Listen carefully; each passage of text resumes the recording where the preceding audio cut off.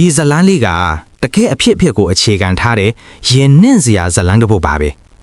ပင်လယ်ပြင်ရက်ဆက်မှုအောင်မှာတငယ်ချင်း၄ယောက်ဘလို့ရုန်းကန်ခဲ့ရတယ်လဲဆိုတာကိုပြောပြပါမယ်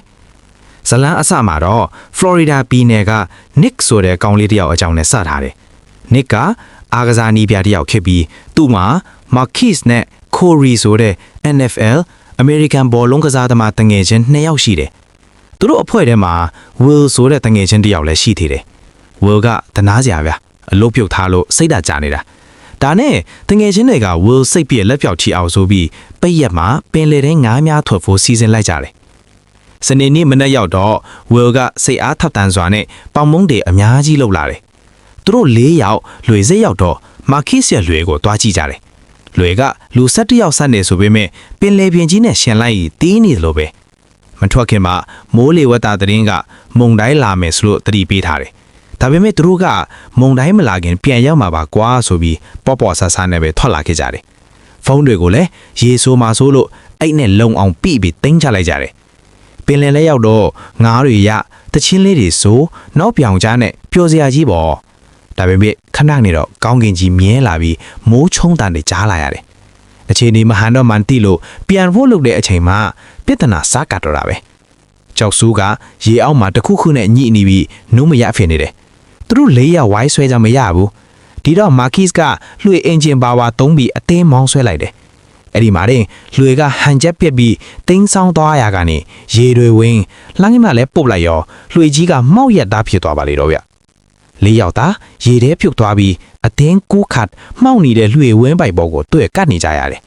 လွှေတို့ပြန်လှန်ဖို့ကြိုးစားပေမဲ့မရတော့ဘူးMarquis ကထတိကောင်းကောင်းနဲ့ရေငုပ်အထဲကအသက်ကဲအင်ဂျီတွေနဲ့မီးကျယ်တွေကိုတွားယူပေးတယ်။တင်မော်တစည်းဖြတ်သွားလို့အော်ဟစ်အကူညီတောင်းမီးကျယ်ပြက်ဖောက်ပေမဲ့ကန်ဆိုးစွာနဲ့ပဲတင်မော်ကမမြင်ပဲထွက်သွားတယ်။အချိန်တွေကြာလာတော့အေးဆက်တဲ့ပင်လယ်ရေတံကိုသူတို့မခံနိုင်တော့ဘူး။ hypothermia လို့ခေါ်တဲ့အေးဒဏ်ကြောင့်စိတ်ရည်ရောင်တကန်းထက်တဲ့ဝေဒနာကိုခံစားလာကြတယ်။ Marquis ဆိုရင်သူ့သမီးလေးဒီနားမှာရှိနေတယ်ဆိုပြီးရောင်ရမ်းနေသည်။ဆယ်နာရီ20ကြာလာတဲ့အခါ Marquis ခန္ဓာကိုယ်ကမခံနိုင်တော့ဘူးနောက်ဆုံးတော့သူတငင်ချင်းတွေကိုနှုတ်ဆက်ပြီးရေထဲပါသွားတယ်မကြတယ်မှာပဲခိုရီလဲစိတ်လွတ်ပြီးရေထဲမျောပါပြန်ရောကြံခဲ့တာက Nick နဲ့ Will နှစ်ယောက်တည်းပေါ့သူတို့မှာငမြားတွေရန်ကလည်းရှိသေးတယ်မျောလင်းချက်တွေကုံဆုံးလူနီးဖြစ်နေပြီလေရင်တွေလာရှာတာမြင်ပေမဲ့သူတို့ကိုမမြင်ပဲပြန်လှည့်သွားကြတယ်ရေငတ်ဘိုက်စာနေပူဒန်းနဲ့အေးတံကိုအလူးလေခံနေလာ30နာရီကြော်လာပြီ